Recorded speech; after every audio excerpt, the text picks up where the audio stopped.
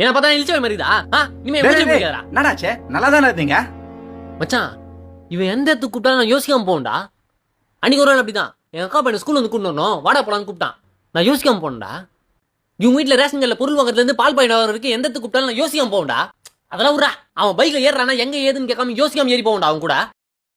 ஆனா இன்னைக்கு நான் வரத்துக்கு கூப்பிடுறேன், என் கூட வரத்துக்கு யோசிக்கிறான் மச்சான். டேய் நாடா சிங்கமா படுற. அப்படி எங்கடா கூப்பிட்ட? வாடா ஏடிஎம்ல போய் காசு எடுத்து வரலான்னு கூப்பிடுறேன், யோசிக்கிறான் மச்சான். டேய் போயிட்டு வா. டேய் என்னால போக முடியாது. நானா 15 வருஷம் நட்ப கோச்ச பத்துற. டேய் அவங்ககிட்ட ஏடிஎம் கடை இல்ல, ஏடிஎம் முடிச்சு காசு எடுத்து வரலான்னு கூப்பிடுறான். திருட கூப்பிடுறான்டா. வா மச்சான் நம்ம போலாம். அவனாச்சும் எனக்கு நல்லது நடக்கணும்னு யோசிக்கிறான்.